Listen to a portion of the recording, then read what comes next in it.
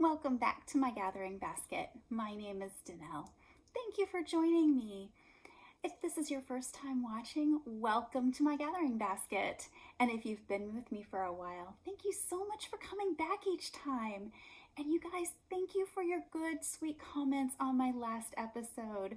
I am sure that is not, in fact, I know, just looking at my table here, that's not the last you're going to hear of my adventures in Shetland. But it was a bit nerve-wracking putting that together. In fact, I recorded and edited that whole thing 3 times and still felt like I really wasn't doing a fair job of representing my time or making it interesting. So thank you so much for your encouragement. I have a lot of projects. This week is more projects since I really didn't show much, and it's been over a month, 6 weeks since I've really shown you projects. So I have a little bit to share today. It is a beautiful day here in Southwest Missouri. It has been below freezing pretty much every night since I talked to you last. So it is sweater and hot tea weather. So I am enjoying both today. First off, I finally got all of my things back from the Missouri State Fair. So I took, I think 19 things or something like that. I honestly didn't even count them when I took them out of the box. But because the state fair is held in Sedalia, Missouri, it's a couple hours, like about a 3-hour drive, something like that, for me to get there. So different ones of us take turns each year taking things up there, and then another group will, actually we have some guild members that actually live near the state fair, so they pick up all of our things, and then some of us take, actually this year, it kind of was a kind of a bucket brigade sort of thing. We started with all of our items, and I think there were at least 6 of us from our guild that entered things this year. So we had a person right in the same town pick things up, and then he took them to somebody else, who took them to somebody else, who took them to one of the guild board members, and she finally brought them to a guild meeting. And then some of my friends here in town where I live, I wasn't able to go to the meeting that month, but they picked it up, and then I went out to their house to pick up my stuff. So fair was the end of July, 1st of August, and I am just now 1st of November picking my things up. So I have been on pins and needles, and I am not going to show you everything because that would be rather boring. But I was impressed with my efforts. I did not get a ribbon on everything, which is good. That's the way it should be. Not everything I do is perfect or ribbon worthy, but I got enough to make me feel accomplished and definitely make me start thinking about next year. So I got, if I can set my tea down, it's been keeping my hands nice and toasty warm. I think I didn't even add this up, 4, 6, 7, I think I got 8 blue ribbons, and most of these were from hand spun projects. And I got 2 red ribbons. And judging, and I have been a judge, and I have also had things judged, so I understand both sides. But it always amuses me. The things that I am sure are going to win don't, and the things that I don't even sure if I want to enter that, it's not really good enough, they're the ones that end up getting blues. So my favorite project, I think, was my pair of colorwork mittens that I did. I was quite proud of them, and they ended up with a white 3rd place. So again, just a reminder that I can keep improving, and I will have a pair next year. I wasn't able to make it to State Fair this year, which was disappointing, because it's always interesting when you get your things back and you think, well, that got a blue, but was there anybody else in that category? Or, hey, that got a white or a red ribbon, 2nd or 3rd place. I wonder what the competition looked like. What could I learn? And I always learn a little bit when I look at other people's entries. So this year, apparently they did a program and showed everybody's, at our guild, they showed all of the entries and the winners and the ribbons and comments. I actually only had a couple comments. Each entry is given, each judge fills out a comments page. And last year I got some really good comments, some very good suggestions from the judges. This year, they must have had just a whole different crew of judges because there really wasn't a whole lot of comments on there. So I didn't have as much feedback to work off of from last year. But it's always interesting to see what the judges picked and if you have comments to know why. So anyway, I was quite happy. The things that I did for Shave 'em to Save 'em, I entered my Jacob hand spun, and I haven't even gotten this resceined, but this did get a blue ribbon, which was interesting because I have not touched my spinning wheel since the whole trip to Scotland. In fact, I really haven't even done much spinning since I did that demonstration back in September, and I need to get back to it.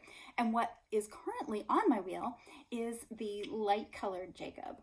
And I've just about almost gotten to the point where I was ready to just use that for stuffing because I have not enjoyed doing that spinning.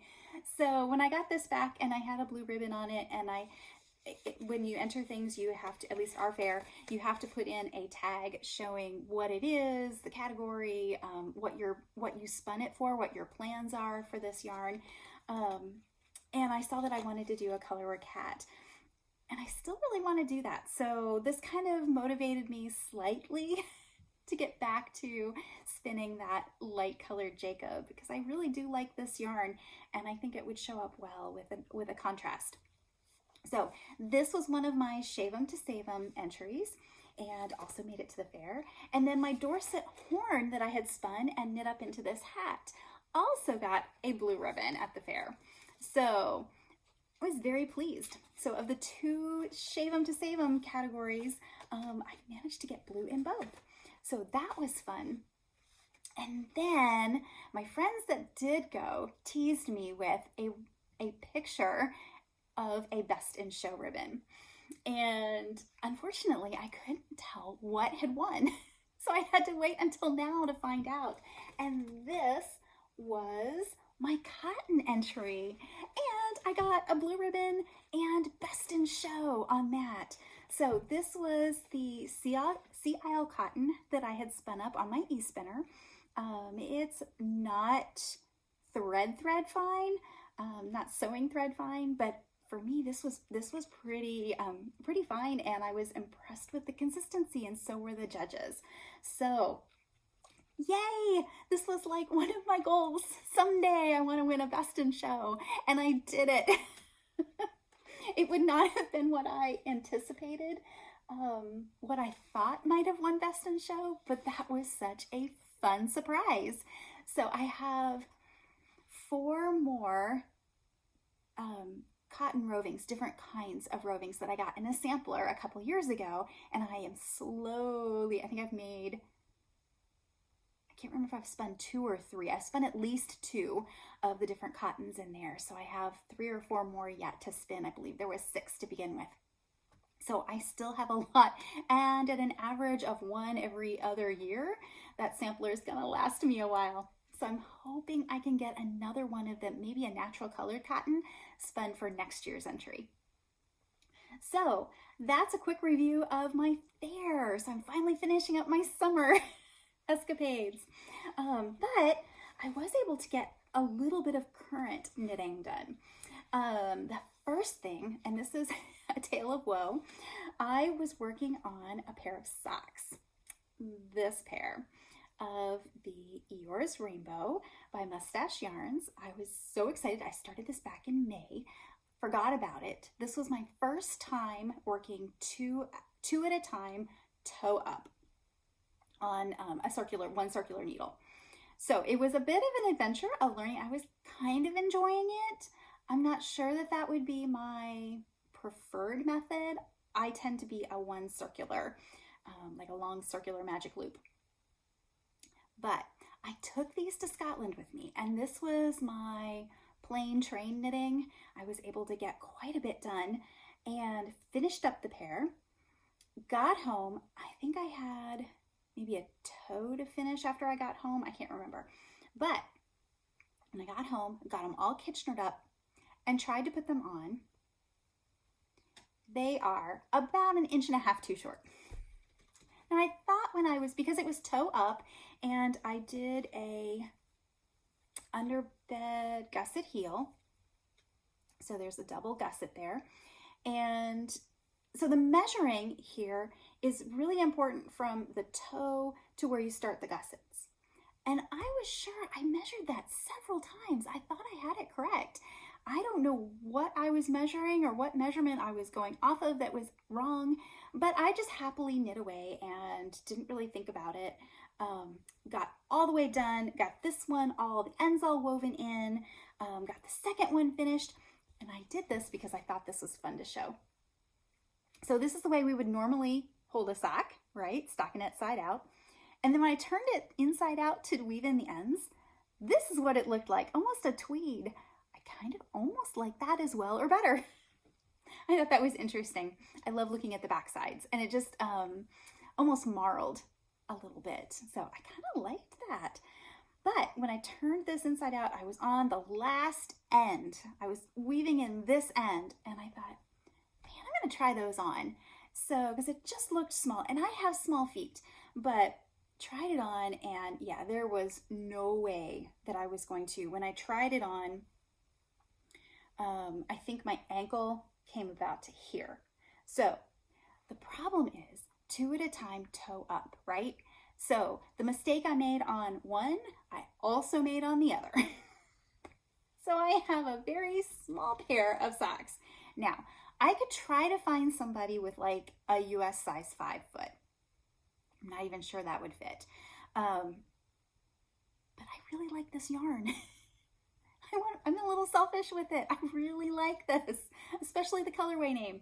So, and it's toe up. So I can't just pop out the toe and lengthen it. So these have been in timeout for almost 3 weeks. The only option that I can see is just to rip all the way back down to here and enjoy knitting the yarn that I really like again, right? I don't know how I did that. Like I said, I know I measured several times. So I must have had, I don't have one favorite heel method, and maybe that's my problem, but, and y'all, look how close all of that matched up too. I mean, I did a really good job of this. The 2 at a time method really worked for that, but it means both socks are short. So on the good side, I now have another pair of socks to knit at no extra charge. Talk about shopping from your stash, right?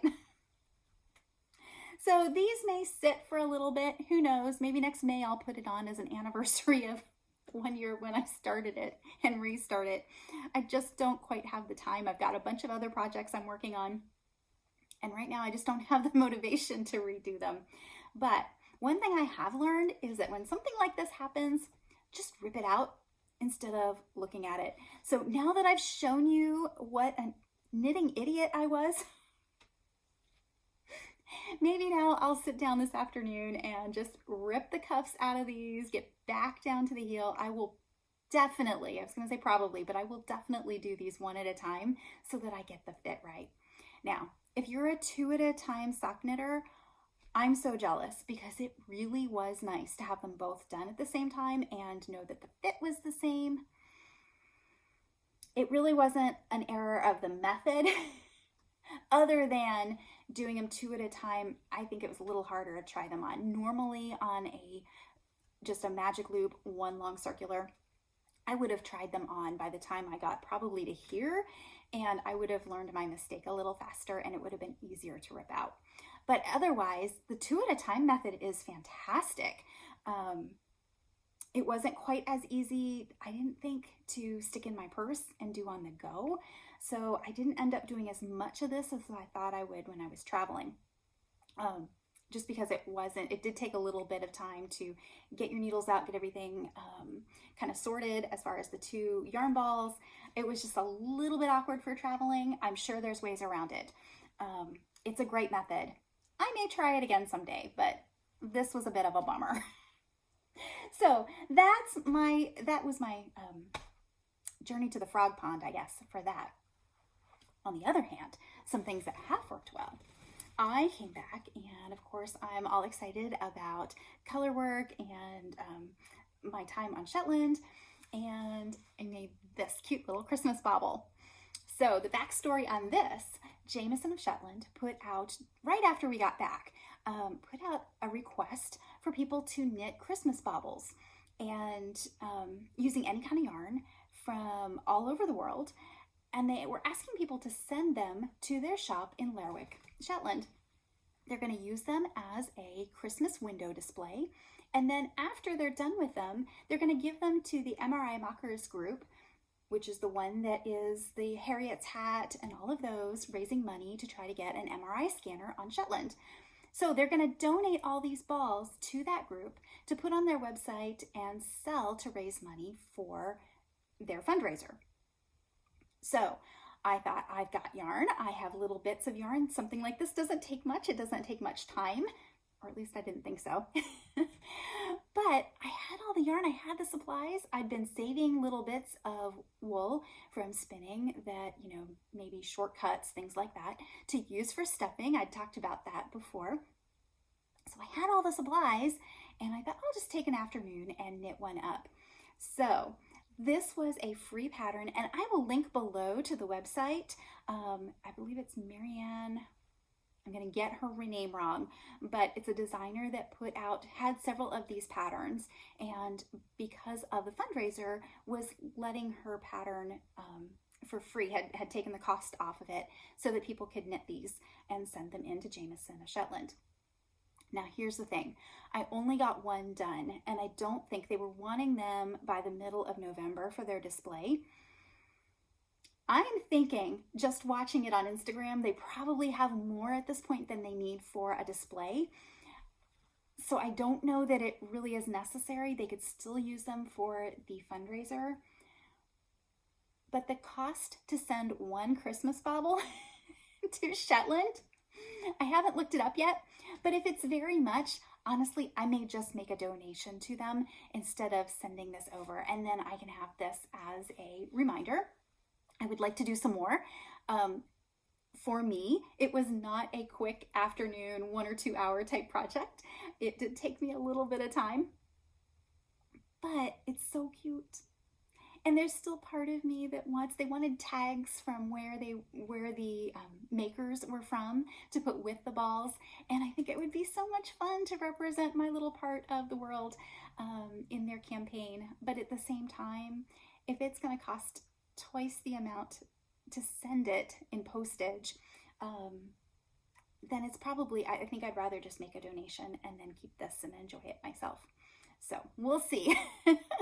But I will link to the pattern, and there's 2 others.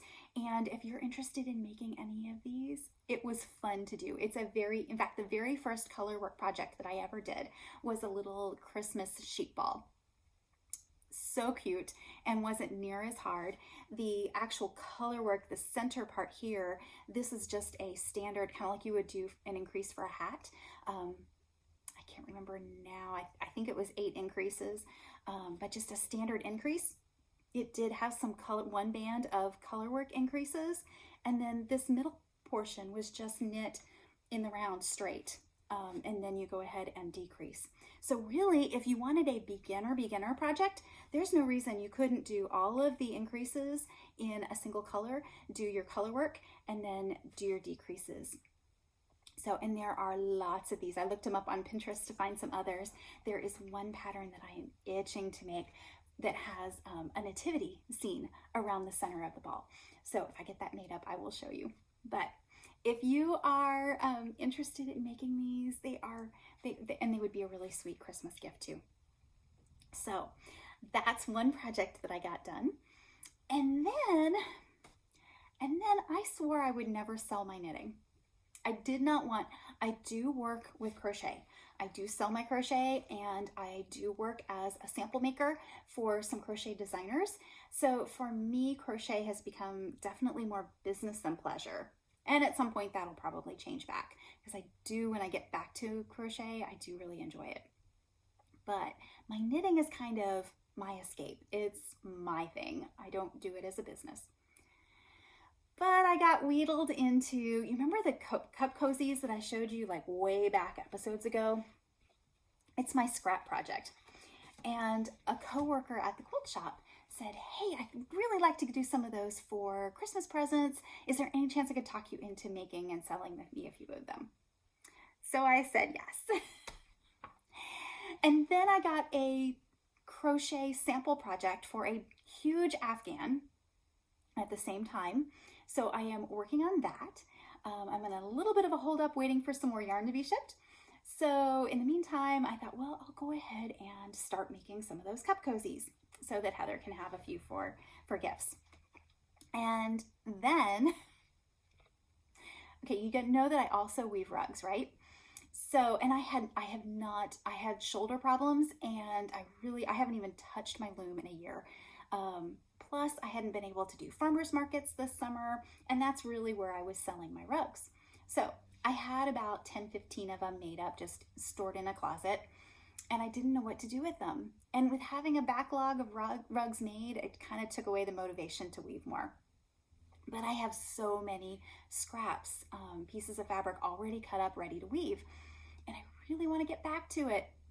So there was a new shop called Vintage Chaos that opened in our town, and it's run by a lady I know. And I went in one day and said, it's antiques and vintage and new items, reproduction items. She's got a really cute little store. She's done a great job displaying things. It just opened, I believe, 2 months ago. So I went in and I said, would you be interested in carrying any of my rugs? And she said, sure. So I took in several. And then I also, just on a whim, took some crocheted dishcloths into her and one of my cup cozies that I had just finished. And I am so stinking proud of my little packaging. I found a clip art, and there are lots of these free templates. I looked at them on Pinterest, but I wanted it more detailed for what I was doing specifically. So I'm calling my cup cuffs, and I've got, all the care information, and then my tagline, keep your cup warm and your hands cool. So I got these all put together. I took one in, and she said, absolutely, I'll take whatever you can get made for me. So now I have a whole bunch of orders for these little cup cozies. They're as simple as all get out. And if I were smart, I would go up to a friend of mine in town who has a circular sock machine and say, hey, can I rent some time on your machine and whip up a dozen of them in a few minutes? But this has been, because it's just very simple, 2x2 rib, and I've put the pattern recipe on my show notes before. It's 64 stitches cast on. I believe I'm using a 2.75 needle. I don't remember. Honestly, I've grabbed different needles at different times, but somewhere roughly around a US 2.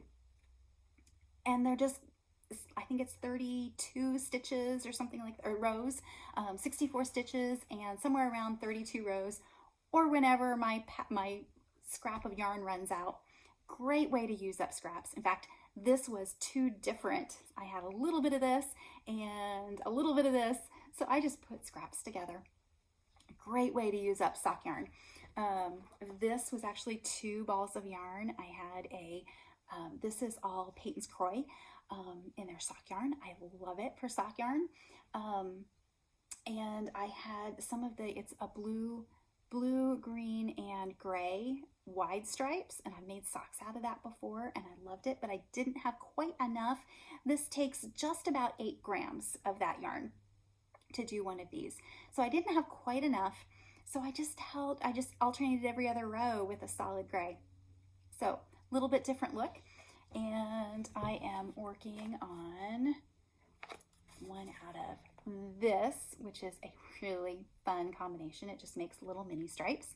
So I'm working on one of those. And this is a fantastic, because I'm just working on these really short DPNs, so I can stick it in my purse. I can work on it while I'm running the quilting machine. It's a mindless knit. So I'm working on those. I have a bunch more to make. Their open house is this weekend. for Christmas, and she said, any you can get to me, I am sure I can sell. So yeah, so I've got a bunch of those to make, and then I also have the ones for my coworker. So what I'm gonna do is take them to her first and say, you know, whatever you want on these, and then the rest will go to the shop to be put on consignment. I have launched myself into so much obligation stitching.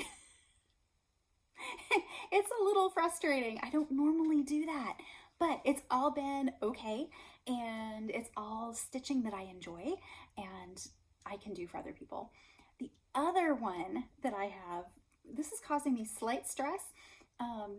We work with Operation Christmas Child, and in fact, let me go get mine and I'll show it to you. Okay, I know I talked about this last year because I did a lot of handmade things to put in my box last year, but this is the Samaritan's Purse Operation Christmas Child boxes. And they came up with these plastic reusable boxes. Instead of, when this whole thing started, you took a shoebox and wrapped it up with Christmas paper so that you could open the lid, you know how you fold the lid, wrap the box, and filled it with all sorts of fun stuff. And then Samaritan's Purse sends them all over the world. It's a really cool, there's videos on their website, and I will link to their website below. There's still time to take part in this if you want to. And every year I kind of start storing things away through the year that I can put in my shoebox. So this year I have all sorts of little things and some big things. So one little stuffed animal fills about a third of the box, and then just little things, notepads, pencils, pencil eraser, pencil sharpener. Let's see, I think I've got some hair. You know, these are all like dollar store things. And if you just kind of, I know kind of what I want to put in it every year, and so I can just grab a couple things, you know, one a month, and I've got plenty of things to put in here and just go to the dollar store. But I like to tuck in, a pair of hand knit socks. And this is funny, I forgot I put this one in here, but this is the same colorway as this. So you can tell how the color was kind of spread out with using the two together. So just kind of a funny, I love combining yarns like that and seeing how combining them just totally changes the look. But here's what the Peyton's Croy in that colorway, and I think is this blue rag maybe, and that's what that looks like. So it's one of my favorites. And this was, I'm pretty sure I showed this, but just a little bit of a cabled pattern. But I put that in there, and then we also like to include in their school supplies. So trying to find stuff that would be fun as well as stuff that they would probably need. And then these reusable boxes are great for them to be able to store things in. So that's, at least they request that they go in these. So put soap, and then also like to put a handmade washcloth in there. So every year I try to do at least 2 things in there that are made. And that's for a couple reasons. One, because it gives me something to knit, right? And a purpose for knitting. I love the fact that even if they don't know it's handmade, there's just something fun about getting and something about giving something. And you guys are all makers, or you probably wouldn't be watching me. So you kind of know that there's just something neat. There's something special about hand making something for somebody, right? Whether or not, at least for me, whether or not they appreciate it. But usually they do appreciate it. And I just think there's, in some way, they know that this was handmade. And if not, throughout the year as I'm making them, I can be thinking about this project and praying for the kids that are going to be getting it. So that's really my intent. Long story. You guys know I'm good at that. But I had been thinking ever since Amber, the yarn hoarder, started her dishcloth challenge. I kept thinking, I need to make up a few and donate them for Operation Christmas Child. Now, back up a bit. Our church collects those. We are actually a collection point for our region. And a couple years ago, our youth group started doing a packing party night. So as individuals in our church, we do our own shoe boxes like I did, but they also donate, and they've broken down items throughout the year. So 1 month is school supplies, 1 month is stuffed animals, 1 month is dishcloths and bars of soap, and 1 month is toothbrush, So all through the year they have different items, and they try to get enough that the youth group can get together and stuff at least 100 boxes. So a couple years ago, when I saw that they were doing 80 was their goal that year, and they had out that they needed 80 dishcloths. I think that might have been the first year that Amber did the washcloth or dishcloth challenge. So I got this brainy idea that I would make my dishcloths and donate them. Well, by the time I had them done, they actually already had all the washcloths donated, so they didn't need them. And I thought, well, this year I'm gonna start early. So 2 weeks ago was the packing party. And the week after that, I went up to the youth group leader and I said, I want to donate the washcloths for next year. And just plan on, you don't need to collect them. And that gives me a whole year. I've got till next October to be working on 80 dishcloths. So talked to him and the coordinator of the project at our church. And she said, oh, that would be wonderful. And so as we were finishing, and she told me when she needed them and all of that, and I said, okay, I'll get started. And they decided that 100 was their target this year. So they would need 100 dishcloths, which made me gulp a little bit. I said, okay, I can do that. I may need to get some friends involved, but I can do that. And then as I was leaving, she goes, oh, wait a minute. We do 2 washcloths in each box. That's 200 washcloths. Now, I already had about 25 done that I had done the last year, and I just hadn't given them away yet. So I have a jump start, and I actually did 10 over the last week. But there was no way I was going to be able to get 200 knitted dishcloths. I did talk to several friends, and I have several friends that are going to be helping me, but still, I had to resort to doing crochet. And normally, I'm not a big fan of crocheted ones, just because crochet uses more yarn. It's a little bit heavier. I love to make them, and I sell them at farmers market as fast as I can make them. And those are the ones that I'm taking to the consignment shop. But normally I don't like using them, and I think especially for a washcloth, a face cloth, to me it was just, the way I made them, they were kind of heavy. So I got to looking at my yarn stash, and I had a lot of this, ends aren't woven in, I had a lot of this Knit Picks Cotlin, which is their cotton linen blend, and it's a very, it's a finer, it's more of a fingering weight. I think it's sold as a worsted or DK, but to me, it's more of a fingering weight. And I haven't looked at the catalog to verify that, but it is definitely thinner. And to knit them, they came out, I did some, and I like to use them, but they're very thin. So I thought, hey, I could crochet those. So this is just a linen stitch, which is just a US double crochet, single crochet, double single. And then when you go back, you're doing the reverse. So double crochet and the single crochets, and very simple, basic stitch. But I like the way it came out. And with the thinner yarn, it's still dense enough. You're not going to put your finger through it very easily. You'd have to work pretty hard at that. But it's light enough that I think by the time it gets full of water, it's going to be absorbent, but not crazy heavy, especially if you're giving them to a child. So I did several crochet ones. I think I got 3, 6, 8, and then I have 2 more that are half done. So I got that stack done. And I had told you a couple weeks ago that I had tried this Peaches and Cream Stripey for the first time.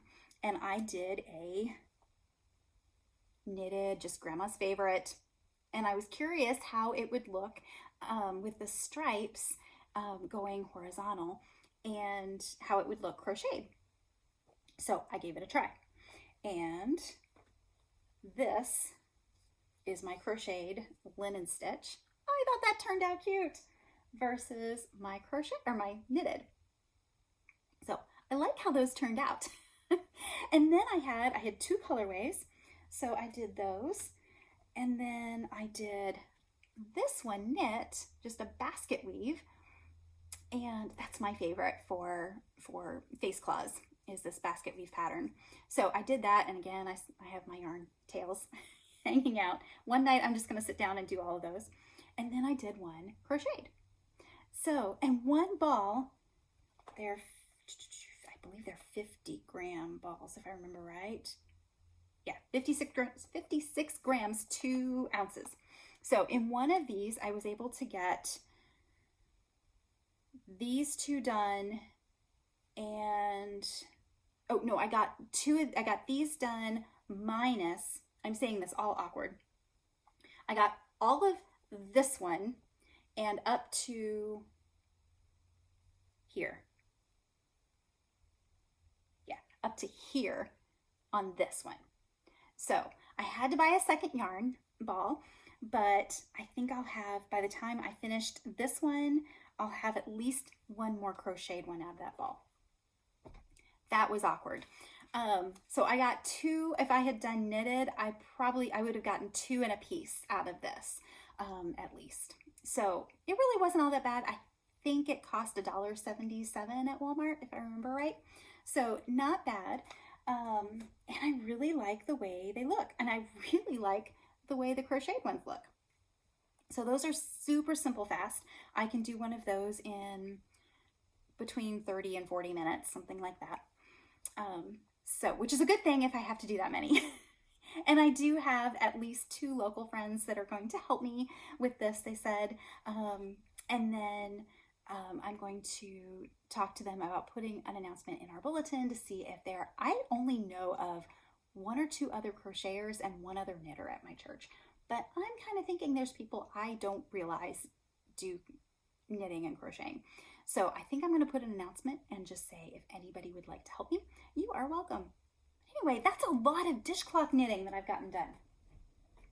So that's pretty much kept me busy between trying to make the cup cuffs, drowning in dishcloths, and then I have that test crochet project that I really have to buckle down as quick as that yarn gets here and work on that. I've also been doing a lot of quilting. I don't have any to show you because I've actually had customer quilts, which is so exciting.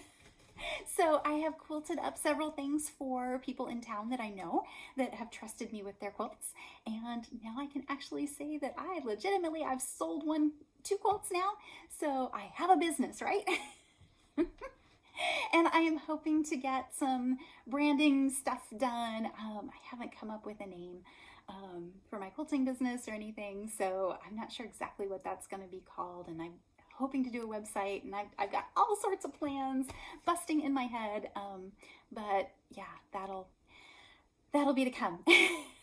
But at least it's really fun to be able to quilt for somebody else and then get that quilt done and get it back to them to bind, and yeah, and then on to the next one. So, and then all of that is taking the place of what I had been doing with gardening and all of that. Freezing weather every night, stuff is gone. I wasn't able to get a cotton harvest this year. I was so hoping that it would go ahead and mature. And I picked my plants and hung them up in our greenhouse, and maybe 1 or 2 will still mature. I don't have a lot of hope. So we'll have to try again next year on raising the cotton.